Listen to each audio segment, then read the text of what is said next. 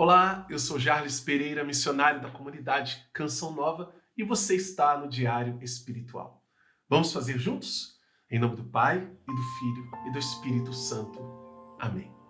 Vinde, Espírito Santo, enchei os corações dos vossos fiéis e acendei neles o fogo do vosso amor.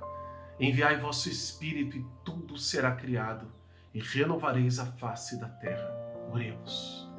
Ó Deus, que instruíste os corações dos vossos fiéis com a luz do Espírito Santo, fazei que apreciemos retamente todas as coisas segundo o mesmo Espírito e gozemos sempre da sua consolação.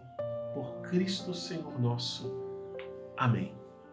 Estamos na carta aos Hebreus e você que está aqui pela primeira vez, seja muito bem-vindo, muito bem-vinda. Convido você a fazer esse estudo de hoje conosco. No final desse vídeo, eu vou lhe mostrar como você vai seguir o canal de uma maneira correta, fazendo estudo todos os dias conosco, com o método A Bíblia no meu dia a dia, de Padre Jonas Abib.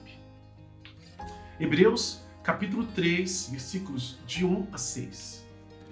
Assim, meus santos, irmãos e companheiros de vocação celeste, considerai atentamente Jesus, o apóstolo e sumo sacerdote da nossa profissão de fé.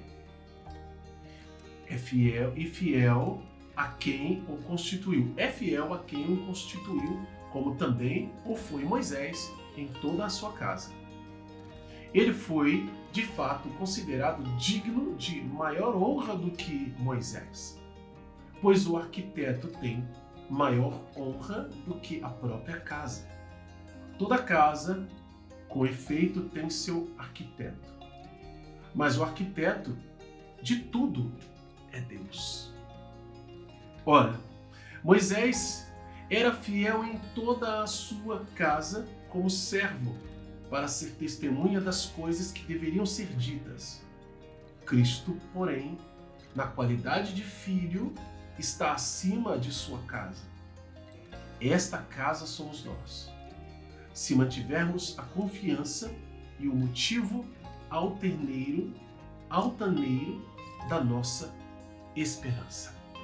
Palavra do Senhor, graças a Deus. A sequência aqui desse tema, que vai ser retomado ainda outras vezes, sobre o sacerdócio de Cristo, que começou aqui no início do capítulo 2, lá no versículo 5, e agora no capítulo 3, o autor da carta aos Hebreus, que nós não conhecemos o nome, ele continua a sua homilia. Essa carta, ela é como uma grande homilia. Os padres, talvez você já tenha escutado dizer isso, né? Os padres sempre nos ensinam que, e aqui na própria introdução do livro traz essa realidade, que a forma como é construída a narrativa é como uma extensa homilia que é feita para mostrar claramente quem é Jesus, mas centralizar essa realidade no sacerdócio de Cristo. E isso não é algo assim, mas então eu iria para padre? Não. É porque aqui está o centro da redenção humana, do processo redentor. Porque era o sumo sacerdote que oferecia o sacrifício para a remissão dos pecados. Tendo um novo sumo sacerdote, tendo Jesus, que já é apresentado como esse sumo sacerdote, então ali estaria marcada de uma vez por todas a redenção que foi feita para todo o povo, e uma redenção que vai se mostrar definitiva. Então, a importância dessa pregação para os judeus era altíssima. Uma vez que o judeu acreditasse nisso, ele deixaria de ser judeu e passaria a ser cristão, porque entenderia o movimento. Então, a Bíblia de Jerusalém, que nós estamos usando aqui, ela traz pequenos trechos, como a gente está acostumado a fazer aqui no Diário Espiritual, mostrando essas realidades. Mas o melhor seria gastarmos um tempo lendo ele de início ao fim, bem semelhante à carta aos Romanos nesse sentido. Mas aqui nós vamos tratar desse trecho em específico. E aí ele começa com uma ordem aqui no versículo 1.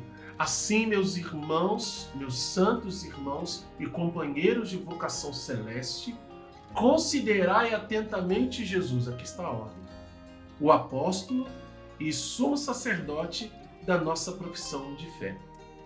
Apóstolo. Mas Jesus era apóstolo? Apóstolo enquanto enviado por Deus. Veja que o autor desta carta faz questão de deixar muito claro que existe uma ligação direta entre a vontade de Deus Pai Todo-Poderoso para que Jesus viesse ao mundo e exercesse o seu ministério junto aos homens, sendo ele Filho de Deus. Então, nesse sentido de Jesus ter sido enviado ao mundo, ele é um apóstolo. Ele é um apóstolo. E sumo sacerdote, porque ele assume essa posição em nome de todos os outros. E isso vai ficar claro a cada palavra que vamos lendo nesta carta aos Hebreus. Então, ele é apóstolo e sumo sacerdote da nossa profissão de fé. Considerai atentamente Jesus. Veja a importância dessa frase, a importância dessa ordem, de nós considerarmos atentamente Jesus, ou seja, não perca de vista a sua fé. Não se desvie disso. Veja que ele é o centro, a pedra angular. É ele que nós temos que estar atentos e ele reúne em si essas duas realidades. Ele é o apóstolo, ele que veio anunciar, quem trouxe a boa nova, quem veio trazer a boa notícia. Não é o Cristo, não é o ungido, não é o Messias, é Jesus. Esta é a mesma pessoa. E por isso ele é esse apóstolo e é sumo sacerdote por causa do seu sacrifício na cruz, redentor de todos nós. Então nós precisamos ter isso em mente e não perder de vista. Considerai atentamente. Veja que ordem está aqui para nós. E aí continua. É fiel a quem o constituiu, como também o foi Moisés em toda a sua casa. E aí ele vai fazer uma comparação com Moisés. Por quê? Porque antes a lei tinha vindo por meio de Moisés. Quem trouxe a lei de Deus para o povo foi Moisés. E Moisés foi fiel para esse anúncio, essa transmissão das regras da lei de Deus para o povo. E aqui ele faz uma comparação com Jesus, igualzinho São Paulo faz também na carta aos Romanos. Então, essa fidelidade que ele traz de Moisés, que era sabida, porque a lei era lida sempre nas sinagogas. A lei e os profetas. Então, grandes discussões que Jesus teve, né? Quem já fez a leitura dos evangelhos, ou mesmo que não tenha feito, né? Assim com o estudo bíblico conosco, mas vai à missa. Já viu muitos embates entre fariseus, saduceus, doutores da lei e Jesus discutindo. Você é maior que Moisés, por acaso? Você é maior que Abraão? E assim, todas aquelas questões significavam o quê? Olha, para você ter moral para falar alguma coisa, você tem que ser maior do que eles. Porque a lei veio por eles. A nossa fé começou neles. Quem é você? Eles questionavam Jesus. E Jesus mostrou quem ele era. Quem ele é, melhor dizendo. E assim, aqui o autor da carta aos Hebreus faz o quê? Compara Jesus a Moisés. Olha, Moisés foi fiel, mas ele continua, versículo 3. Ele foi, de fato, considerado digno de maior honra que Moisés, pois o arquiteto tem maior honra do que a própria casa. Toda casa, com efeito, tem o seu arquiteto, mas o arquiteto de tudo é Deus. Elevou de novo Jesus lá no patamar.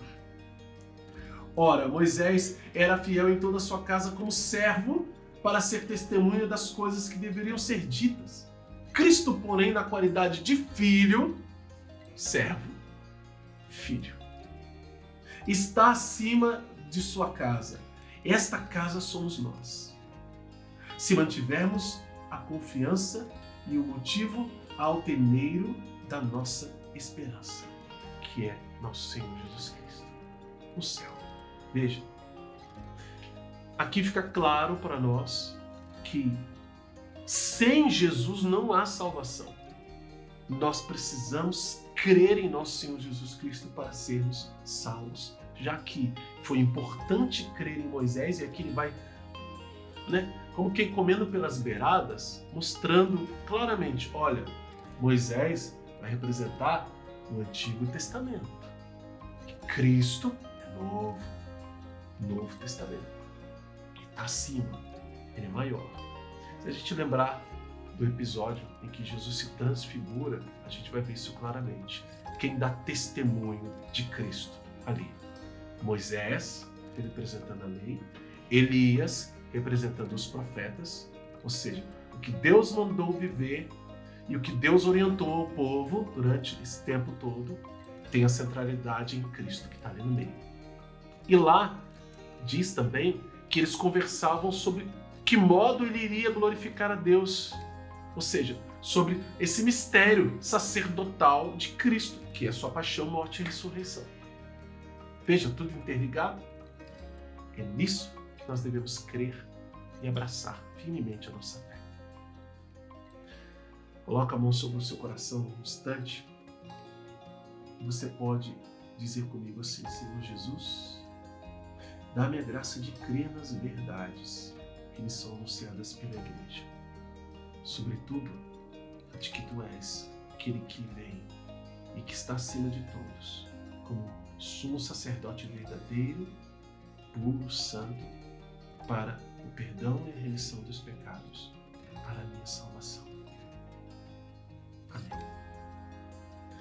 Vamos anotar no nosso diário? Temos ordem e princípios eternos. Ordem, versículo 1. E princípios eternos, do versículo 1 ao versículo 6. Ou seja, todo esse trecho são também princípios eternos. Verdades que não mudam, que a gente precisa acreditar. E anotar no caderno, então, para isso tem as suas canetas, viu? Não só sublinhar aqui, anote também no seu caderno. Ah, mas eu faço no tablet, eu faço no computador, eu faço no celular. Tudo bem, muda a corzinha lá para ficar mais nítido para você. Se você é novo aqui no canal, convido você a se inscrever, acionar o sino da notificação, deixar um like e um comentário, porque eles são muito importantes para nós. Ajudam a evangelizar também. E aqui na descrição você tem passo a passo de como fazer o diário espiritual todos os dias. Como eu disse lá no início, através desse link que está aqui, você vai seguir direitinho e fazer conosco todos os dias. Eu espero você, viu, aqui todos os dias. Começa lá da primeira carta de São João, algumas playlists atrás, mas não fique pensando, nossa, mas eu vou estar atrasado. De forma alguma. Você estará no seu tempo, no seu ritmo, e vai poder testemunhar aqui com o seu comentário se foi bom ou não foi começar pela primeira carta de São João. Que Deus abençoe você. Ó Maria concebida sem pecado, rogai por nós que recorremos a vós.